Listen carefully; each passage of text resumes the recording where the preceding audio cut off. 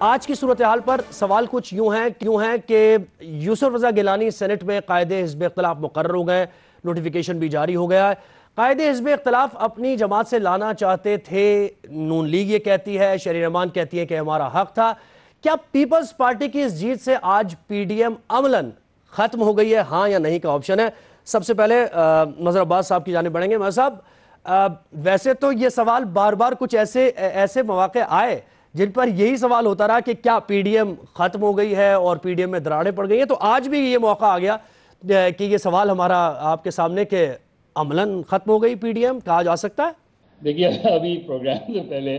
بے نظیر اور محمل سے میں ڈسکس کر رہا تھا تو انہوں نے پوچھا آپ کا کیا خیال ہے، میں نے کہا باپ رے باپ۔ تو اب جو باپ ہے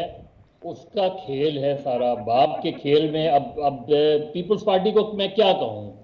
part of the coalition, ruling coalition کہوں انڈائریکٹلی، کیونکہ اگر آپ باپ جو ہے وہ تحریک انصاف کی کولیشن پارٹنر ہے اور باپ کے سینیٹرز اگر ظاہر ہے اپنے کولیشن پارٹنر سے پوچھے بغیر تو ووٹ نہیں دیا ہوگا انہوں نے، تو میرا خیال ہے پیپلز پارٹی نے سیاسی طور پہ بہت غلط فیصلہ کیا اور بالکل پی ڈی ایم کے دوستوں کو، اتحادیوں کو ساتھ نہ ملا کر، اس کا مطلب یہ ہے کہ پیپلز پارٹی کو پی ڈی ایم کے اندر کی جماعتوں کی حمایت حاصل نہیں تھی۔ یہ کہنا اچھا شہری صاحب، اس میں رحمان دلچسپ بات، آپ نے تو بی اے پی کی بات تو کی، لیکن دلچسپ بات یہ بھی کہ جے یو آئی فے کے سینیٹرز نے بھی ووٹ نہیں دیا۔ مطلب ہمارے نمائندے یہ بتا رہے تھے ہمیں کہ جے یو آئی فے کے جو سینیٹرز تھے 5، ان کے ووٹ بھی نہ نون لیگ کو ملے نہ پیپلز پارٹی کو ملے۔ میں وہی کہہ رہا ہوں کہ یہ ٹھیک ہے، اب Yousuf Raza Gilani leader of the opposition بن گئے ہیں تو اب ان کی وہ پٹیشن جو انٹر کورٹ اپیل ہے اس کا کیا ہوگا۔ دوسری بات یہ کہ پیپلز پارٹی کیسے سٹینڈ کرے گی اب پی ڈی ایم میں،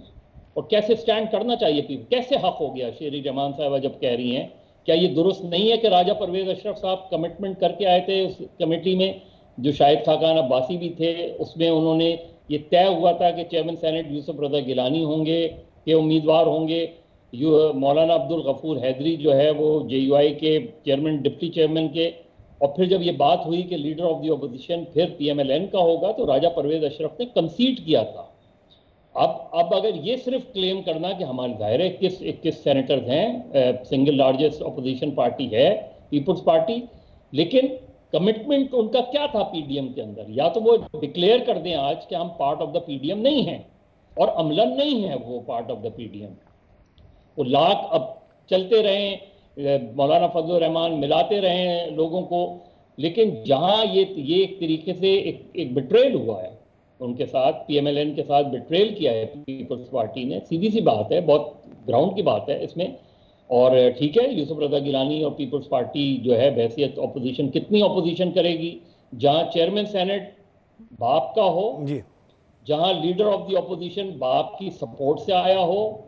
جہاں لیڈر آف دی ہاؤس جو ہے وہ باپ اور ان کے کولیشن کا ہو، تو وہاں کہاں سے پھر اپوزیشن اس وقت سینٹ میں ہوگی؟